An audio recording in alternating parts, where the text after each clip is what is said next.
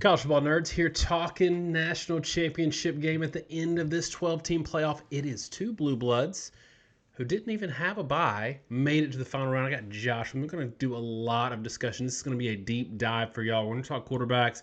We're going to talk models. We're going to talk how these playoffs have shaped out based on really predictive models that nailed it this time around. And Josh, we saw these two games. We both picked Penn State to win against Notre Dame. We both picked Ohio State to beat Texas. I picked Ohio State to blow Texas out.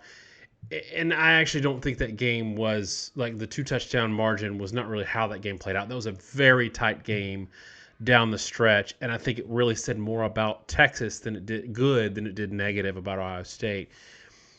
If we're going into this game thinking about some opportunities for Notre Dame, is the fact that a defense finally slowed this offense down for Ohio State, at least, for a stretch, showed that they can bleed, show that they're mortal. Is that kind of where you lean towards giving Notre Dame, some consideration for maybe winning this game? I don't see how you can take it as anything but a positive if you're Notre Dame, because the machine that had been rolling through the stations to that point from Ohio State had looked like an unstoppable juggernaut.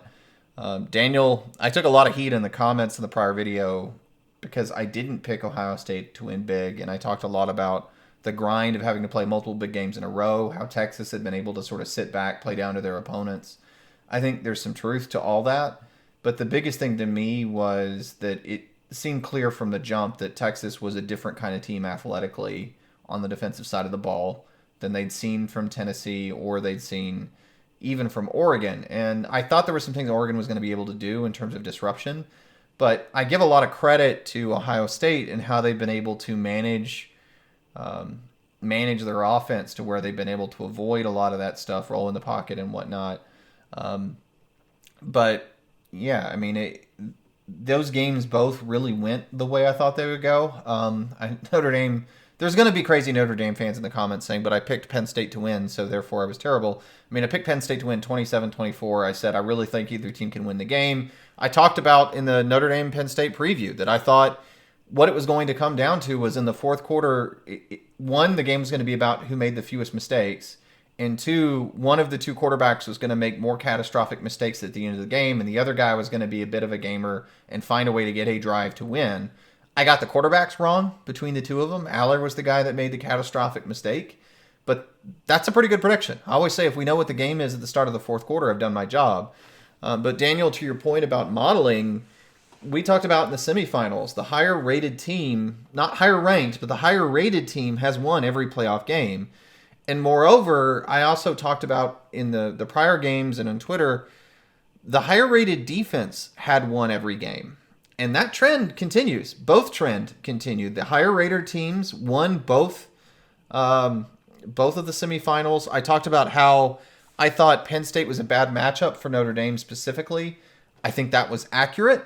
And it's accurate because Notre Dame, in terms of power ratings, computer ratings, is significantly better than Penn State. But I talked about how that matchup really wasn't very good for them and how Penn State was going to give them issues. But in that regard, defensively, these are the number one and number two scoring defenses in our model. Ohio State and Notre Dame are number one and number two. And so it's not really shocking that they're in the championship game. And when you talk about, scoring defenses, do you want to know who the number three scoring defense was? It was Texas. So I don't think you should be shocked by the results you got. It's consistent with what the computers more or less expected this to be. Daniel, I'll let you talk. Maybe you can brag on our model a little bit and where it's been with Ohio State games in particular. But with all that said, to the extent that Texas slowed down Ohio State, to the extent that that was due to the fact that Texas is a much better defense than some of these other teams. Again, Oregon in our system is only the 20th best defense, for example. Tennessee was pretty good, but they're ninth. I also think Tennessee just laid an egg.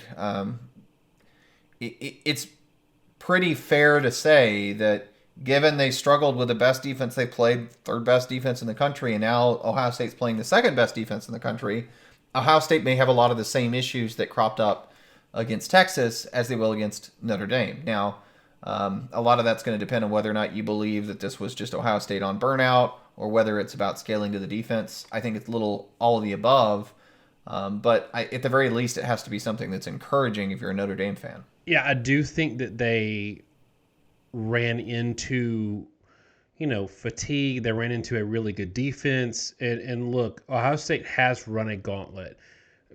In SEC country where I'm at, people like to joke about or like to say we run a gauntlet in the SEC, and they even mean teams like Mississippi State and Arkansas. People don't really take that seriously, but Ohio State has actually had to do that in this postseason. And say what you want about Tennessee. I think there was based on seeding, and you might talk about that later. That was a mismatch, but having to play the number one overall and beat them, and especially beat them the way they did, having to play Texas, all these games back to back to back, it's a challenge. Somebody has to win these games, sure, but even in that game, and I said this on Twitter, I felt like that screen pass in the second quarter was the game.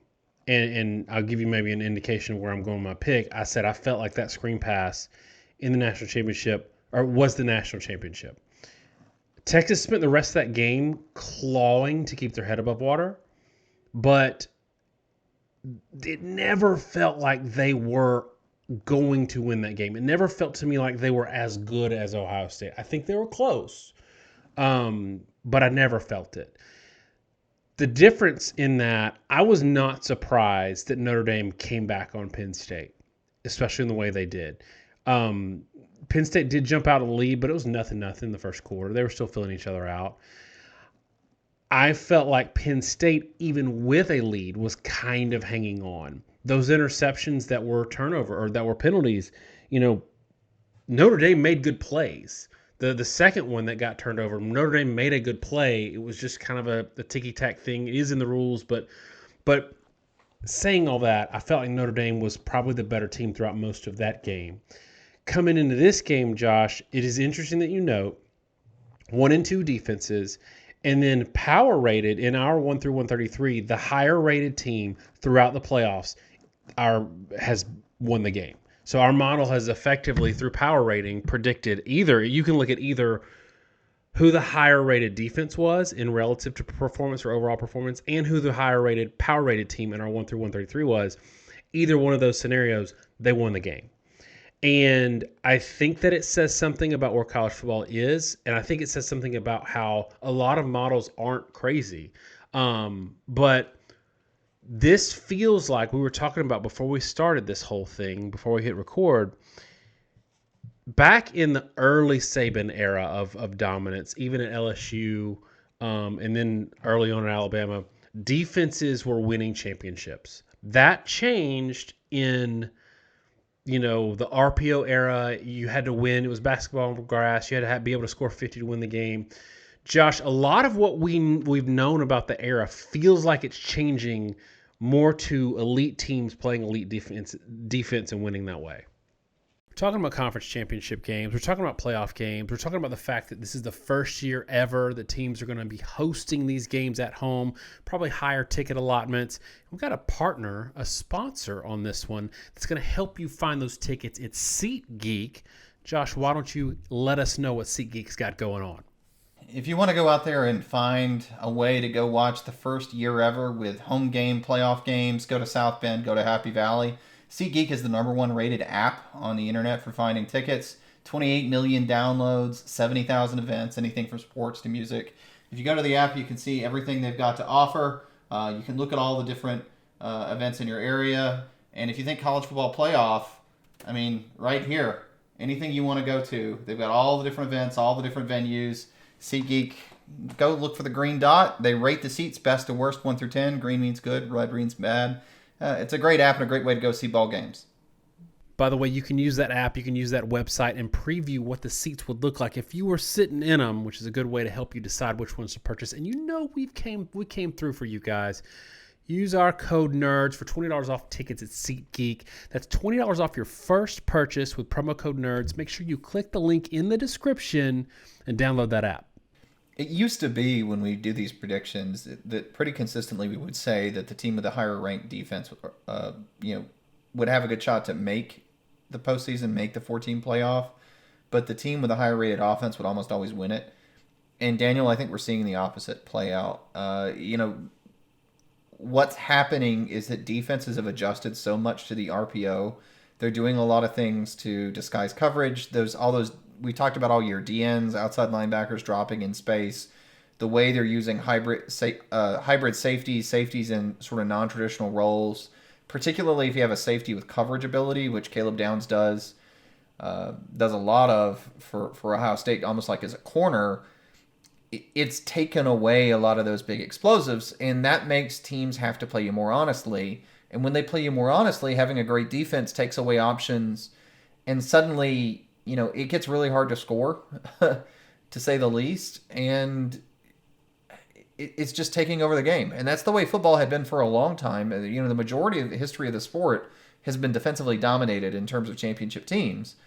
And I think we've seen that play out because as we've talked about, when you look at the highest rated, in our 1 through 133, right? Ohio State's 1, Texas is 2, Notre Dame's 4. Actually, Ole Miss is 3. They're the one where the argument. Alabama's all the way down at 10th in ours. They don't really have nearly as much of an argument in terms of just overall quality team to have been in the playoff.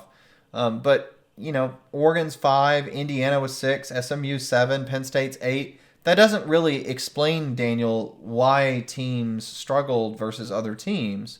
But when you look at scoring defense, all of a sudden Ohio State 1, Notre Dame 2, Texas 3, Penn State's at 6, Tennessee's all the way down at 9, Indiana's all the way down at 12, Georgia's only 15, Arizona State's 22, SMU, I have to scroll, they're 37th, Boise 40th, Clemson 44th.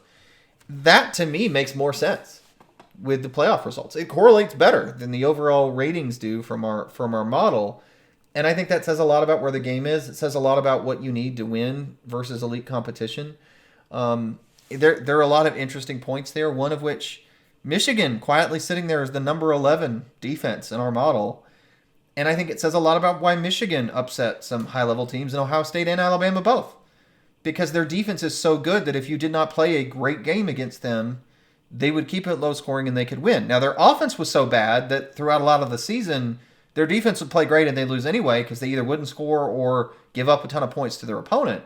But it's clear that if you want to win games against elite competition, having a high-level defense is the way to go about doing that. That's what this season has proven out. Now, Daniel, we put together another video, or I put together another video with a lot of clips of plays from the semifinals, all the quarterbacks in the semifinal games, talking about defensive style, because we've talked about this all year, and I know people complain we don't do enough film. There's a lot of reasons for that, but for this instance, I thought it was worthwhile just to try to take snapshots of film and show you what I see from a perspective on quarterbacks and offenses. I think maybe we can show a clip here where Howard is doing a little rollout play to Egbuka, and I just want to show that this is a pretty simple little play that's an important execution play to convert a 3rd and 2. Ohio State's done a good job of rolling out the quarterback. They've done a good job of using sort of mesh concepts and really just creating traffic and a pick play on this particular play. But it's just an out route. Leverage mobility of the quarterback, throw the play with good timing into an accurate spot to the receiver, let the receiver run to grass and get 7 yards. And that's all football is about now. It's not really about the 40-yard plays. If you go watch that video, there's a throw to Egbuka. Live in the broadcast from the side angle, it looks like he throws it in the bucket. I will tell you, I don't even mention it on the video, when you actually see it from the Skycam angle, that ball is probably thrown too far to the right and is thrown a little late. An NFL guy probably puts it on the money to Egbuka, and he probably just runs in for a score because Tennessee actually busted more or less on the play.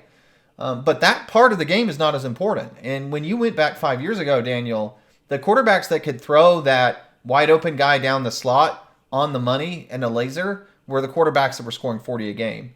Nico Iamaleava, for all his faults, can throw those laser seam routes. That's why they brought him in, paid him $8 million over 4 years, because he is an ace set foot target thrower in an RPO scheme. What you need is a guy like Howard that's a little bit more mobile, that's able to make his correct reads, able to throw on timing with good footwork. And in the clip we'll show, he's even getting a little bit of leakage. And that's really what's defined quarterbacks to be really good at this point. Now we see the play that I think really killed Tennessee and I think was equally effective against Oregon. It's simple plays where they're making use of Howard's mobility in order to get 3 to 5 yards. Often against Tennessee is more like 7-yard plays. All right, at the snap, we're immediately rolling out. We've got Henderson as sort of a lead blocker. We are leaking protection on the right-hand side, but it doesn't matter. Howard's an athlete. He's gotten to the right. Egbuka crossing field, gets a little bit of separation. Ball is well placed out in front on this little out route. Turns it upfield. That's a 7-yard completion, guys.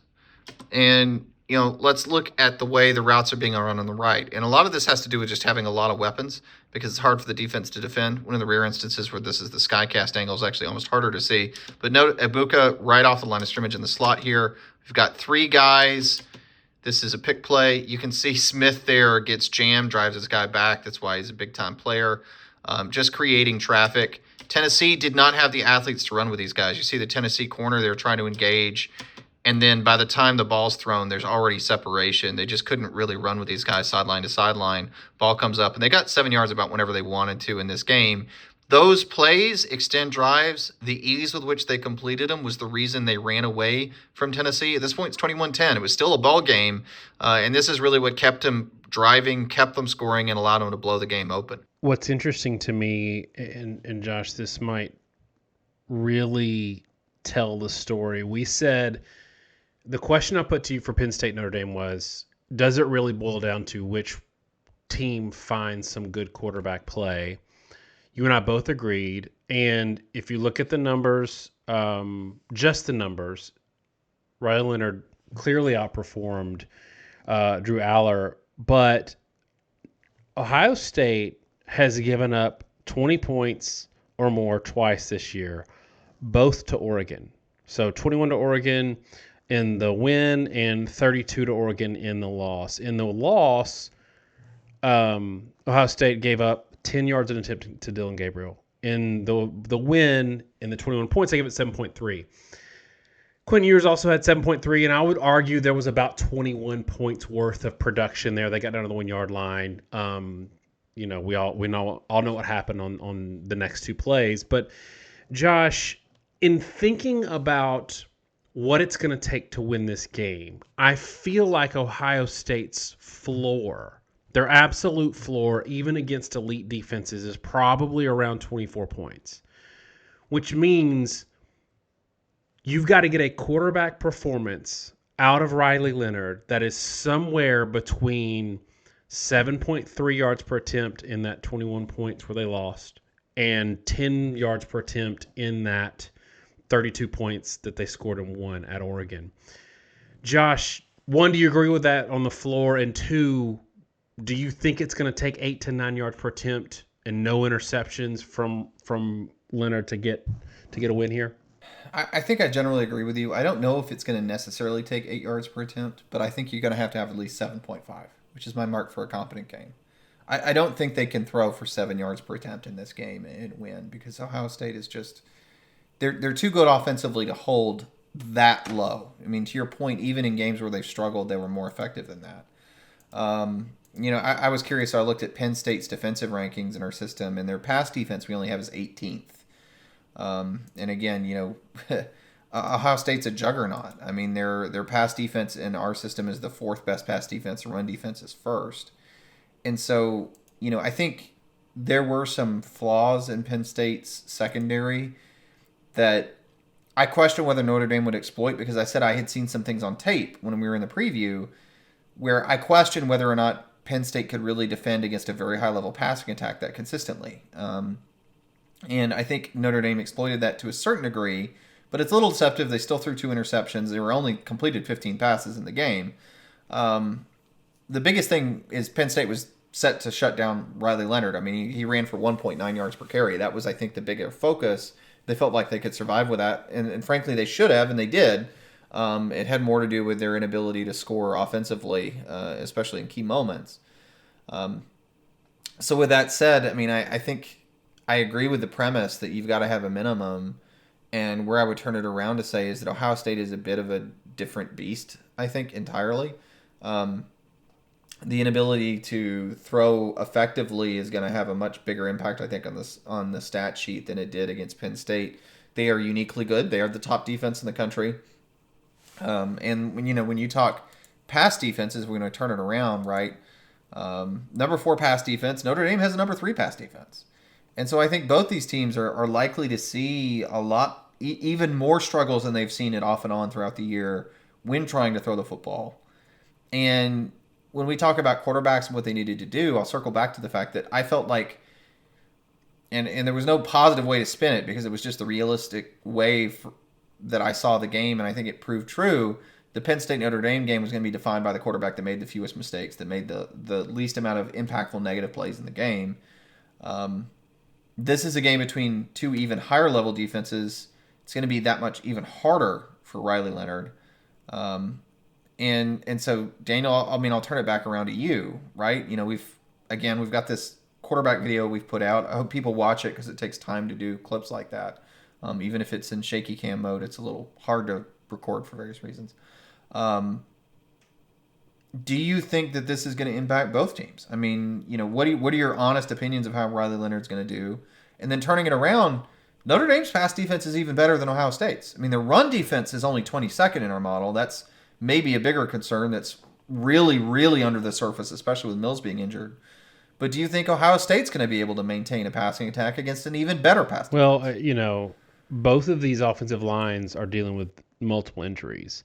And I think in that regard, it's a little bit advantage Ohio State because they've had time to really grow accustomed to these injuries with the guys filling in their spots, whereas Ohio State or Notre Dame is trying to patch this up this week. So I think that's a little bit of a concern.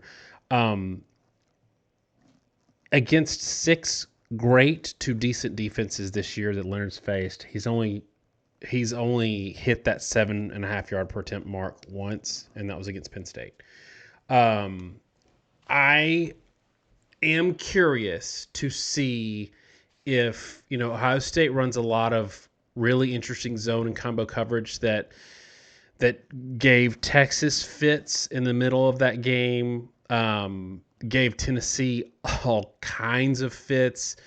I'll be curious to see how that works with Notre Dame because their offense is a little bit different, and how that works. Like if they can shut down the QB power, which Penn State did and almost won that game, if they can shut that down, I do think it's kind of over. But the question is, can they shut it down? Because it is a really unique thing. And with Notre Dame, we talked about this with Penn State in the Penn State game. We talked about this in the Georgia game. Notre Dame is willing to get just in a phone booth with you, battle it out, 3 yards of play, run it down to 6 seconds on the clock, limit your possessions, limit their possessions, and play for the fourth quarter. That's what they're going to have to do in this game. You've talked about it in the past, though, and the flip side of that, I think Notre Dame runs a lot of man, which given the kind of, stuff that Chip Kelly likes to do, that could be a problem. But you've talked about this in the past. A lot of teams going in to play for the fourth quarter by dramatically shortening the game, that works a lot of times. But there is a scenario where you try to do that and it completely backfires and the game gets out of hand early. Notre Dame is the number 1 run offense for all our statistical stuff. And again, go to collegefootballnerds.com. You can look at all these stats, run the models on whoever you want. We all put all of that out for free. They are hard to stop running the ball. The problem is that Penn State gave them fits because they're the number 6 run defense, and Ohio State is the number 1 run defense in our model as well. It is strength on strength when Notre Dame wants to run the ball. I agree with you, especially if Love were fully healthy, which he's not going to be. That Notre Dame offense is phenomenal, and the reason no one could stop them all year, Daniel, is the fact that I think Riley Leonard is a pretty limited passer. Again, number 64 passing offense in our system that really does not love them. But you got to be able to make him throw in uncomfortable situations, or at least force the throws to matter, and hardly anyone could do it.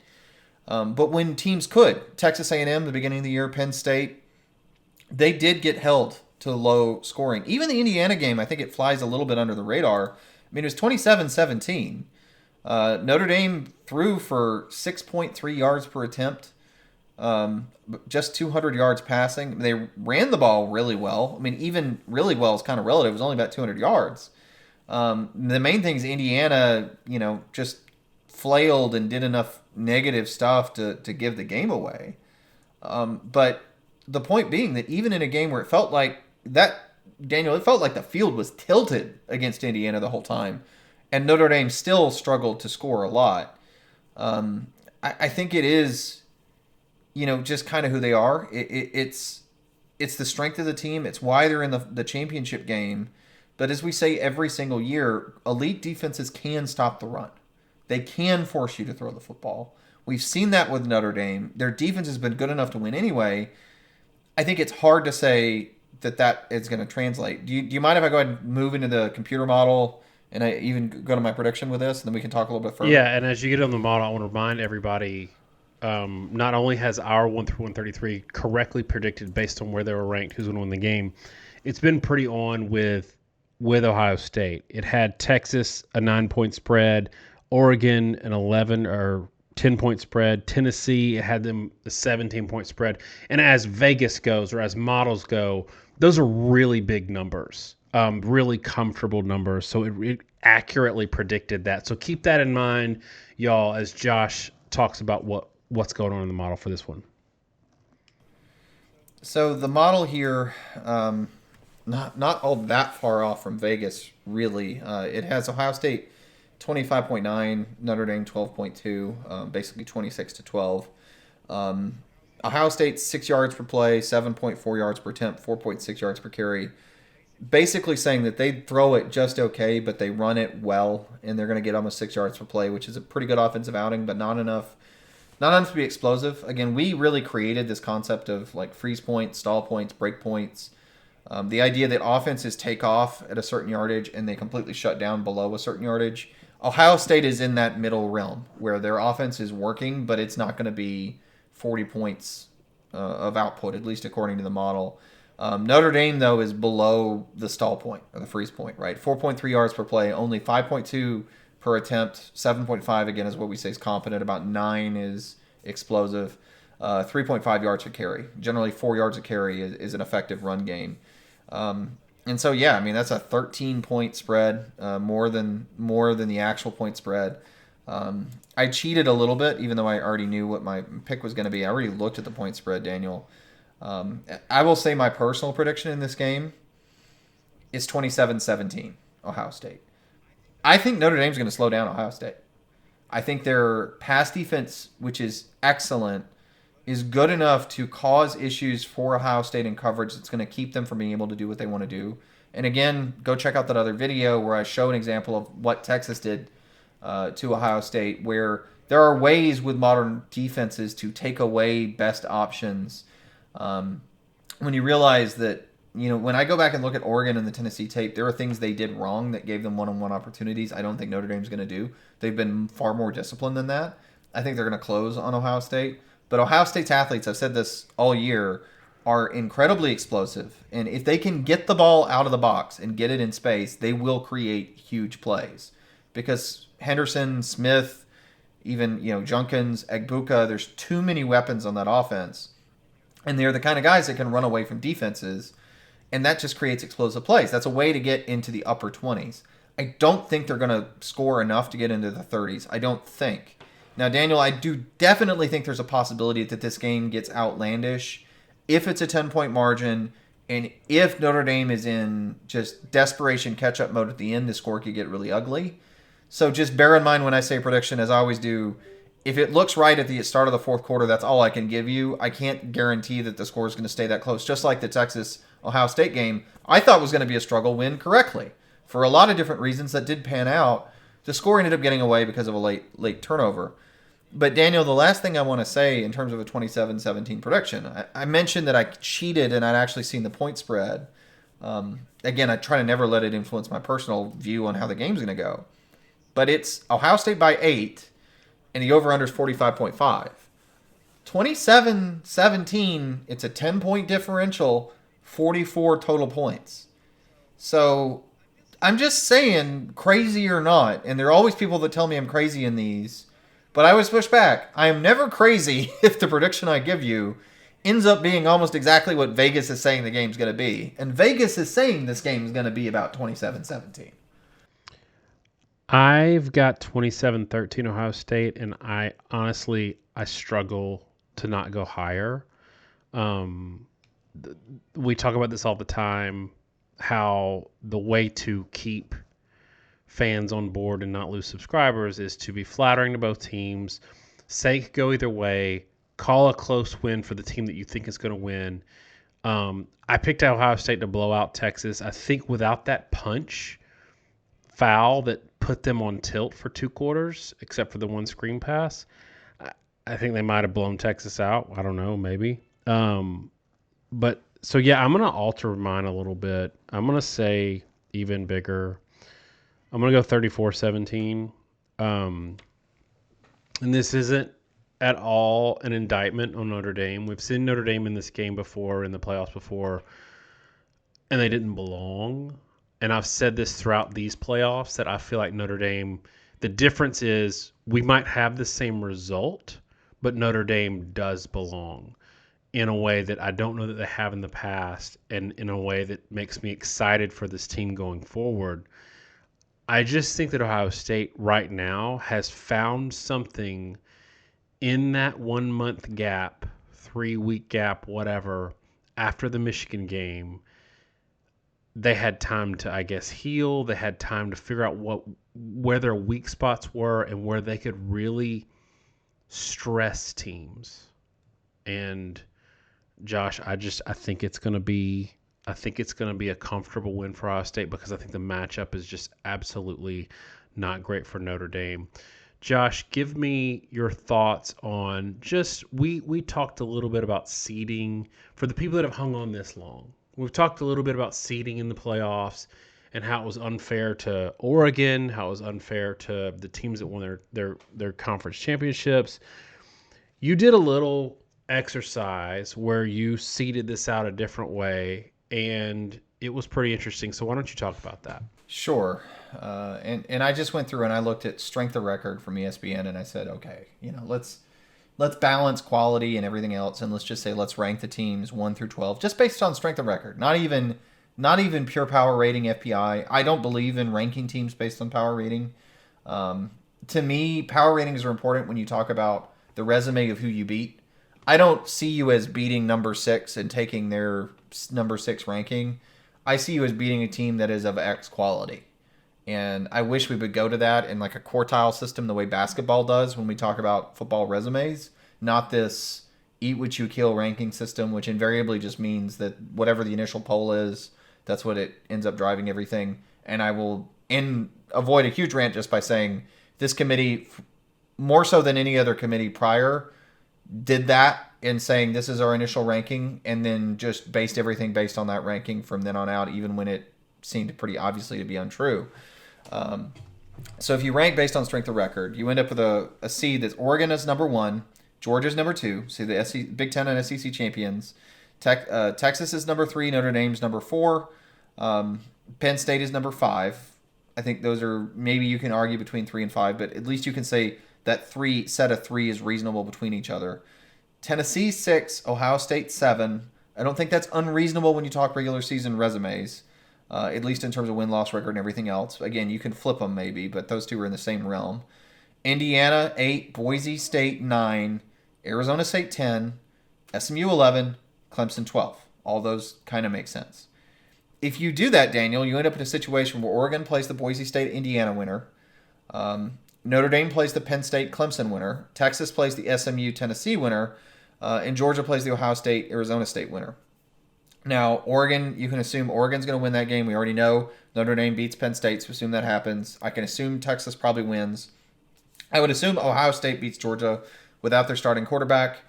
People may not want to hear it, but we'll never know what Georgia really, really was with their starting quarterback. I don't think they're that much better. I do think they're better just because, again, you watch that other video to show offenses and defenses, and just keep in mind, a backup quarterback looked good when he was throwing the football and you just see the ball go to the receiver, but there are a million other little things in protections in terms of plays and reads that he was not doing that crippled them offensively.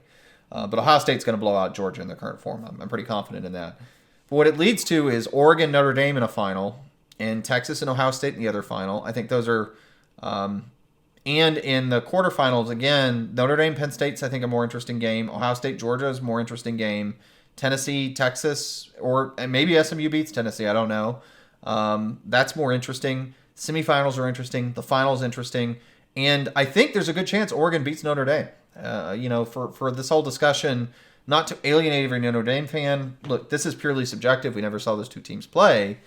It's notable in our system, Daniel, that the top 4 teams on our 1 through 133 ranking are Ohio State, Texas, Ole Miss, Notre Dame, and the number 5 is Oregon.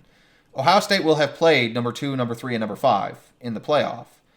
And so if you did the seeding the way we did, it's in my opinion, a lot more fair because Oregon got bounced early because of virtue of the fact that they had to play Ohio State, who was, I actually think probably should have been seeded 5, neither here nor there.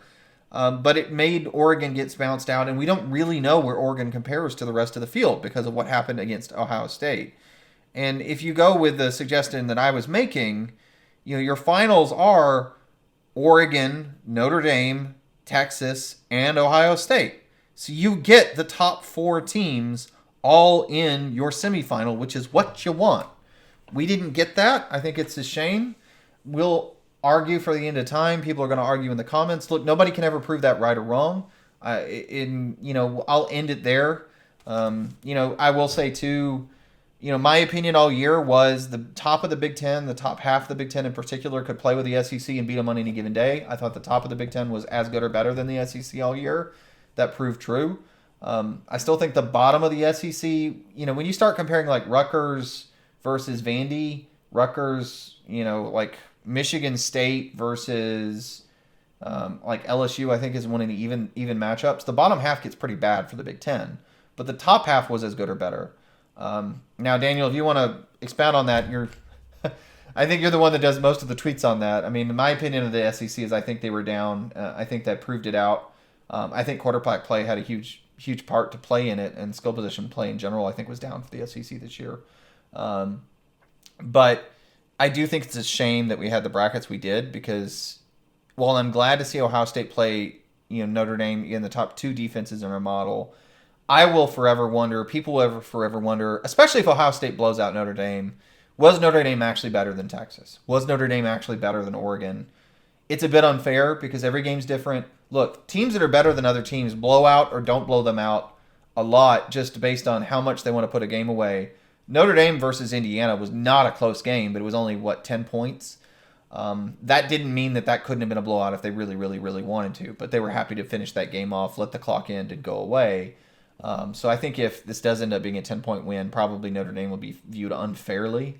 But I hate that the bracket played out the way it did because it was very easy to create a bracket where we would know more. It was predictable because we've been saying this since literally the day the playoff was announced that we were going to have these problems. I'm glad we got the final we did, but I'm also a little bit disappointed that this doesn't feel like quite the definitive conclusion that I think a lot of casual fans, frankly, expected it to be coming out of a 12-team playoff. Yeah, I think that it is funny to see people talk about the Indiana Notre Dame game and look at the final score. If you watch the game, that was sheer dominance. And Notre Dame has done this for other games this year that make you raise your eyebrows and say, gosh, they really are a good team. They're not just squeaking by a weak schedule. They're dominating it. I do think that the Big 12 or the Big 10 proved itself to be at the top end, the better conference this year. And, there were a lot of people that complained about Indiana. And I do think from a seeding standpoint, it was a little wonky. But our argument was never Alabama over Indiana. Indiana, we said this when they released the final field. Indiana lost one game and smoked the rest of their schedule. They belonged in. Now the argument has become, the SEC sucks. All y'all were making all these arguments for nothing. Our argument was for Alabama over a 2-loss ACC team. The ACC was utter trash, and that has been dead silent everybody's been dead silent on the ACC and the Big 12 in this postseason. I also don't think that the postseason is a great indicator, especially when you're talking about mid and lower bowls. Last year, Penn State and Ohio State both lost by double digits to SEC teams, to middling SEC teams. But Ohio State was playing without a quarterback. Like, you don't have your quarterback.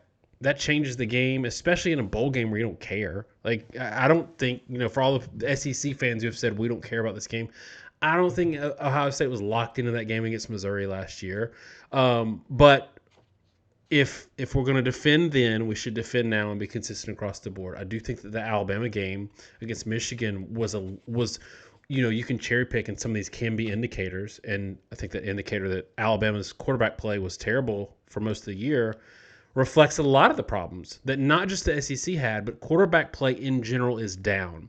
And I think it's because we're coming out of the RPO era. Defenses have caught up.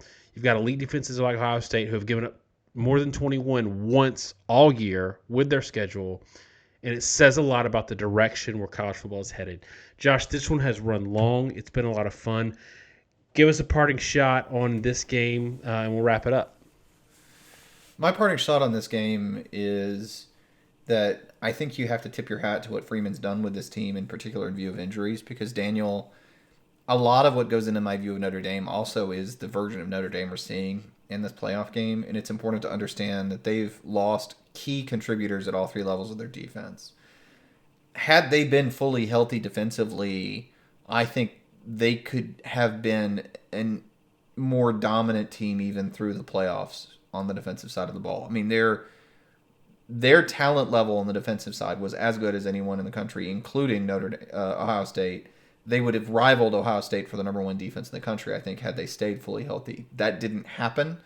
And it is not a trivial thing for them to have been as good defensively as they were with those injuries occurring and having to have multiple key contributors playing at all three levels, losing your impact players, and, again, not falling off in terms of busted coverages and missed assignments is really remarkable. And so I have to tip my cap to the Notre Dame coaching staff, what they've been able to do. I think they're going to have a puncher's chance in this game because their defense is good enough. Again, look, I mean, if Ohio State comes out and plays the Michigan game again, they'll lose. And that sounds trivial, but I made the point at the start of the video. Michigan's the number 11 scoring defense in our model, the number 11 defense. There are not a lot of defenses that are good enough to say if Ohio State plays X game, they will lose. Most defenses they're still going to give up 30 to 40 points to Ohio State in this offensive set of skill talent. Notre Dame is in a much higher tier than that. And, anytime you got a low-scoring game, man, this is a game with a weird-shaped football. There's a lot of bounces to the ball. We can tell you generally who we think should win or would win most of the time. I think we've done a remarkable job, especially in the postseason, of predicting that. But, at the end of the day, it's a game that has to be played in real life between 18 to 20-year-olds. They don't always play consistently. I do think in these big-time games, they're a lot more consistent because they typically are both up for the game. You don't get the weird off game. I don't know if that's going to play out in the playoffs always because there's, again, 4 games in a row. But Notre Dame's defense gives them a puncher's chance. And like I said, the difficulty for Notre Dame is they got to stay in it, because I do not think that they can even keep this game close if they have to turn to passing the ball on a consistent basis. They're not good at it. They're one of the worst in P4 in terms of pure passing teams. And, if that happens, I think this game could actually get really ugly really fast. But, as long as they keep it a close game, they'll have a puncher's chance and at least, could be a competitive championship game for sure. All right, y'all, let us know in the comments, as you always do, what this score is going to look like. And Notre Dame fans, y'all on Twitter saying we don't like y'all. We love y'all. What are you talking about? Some of our best numbers back in the day were Notre Dame, huge Notre Dame games. All right, y'all. Thanks so much. Have a great week. Have a great championship game. And God bless.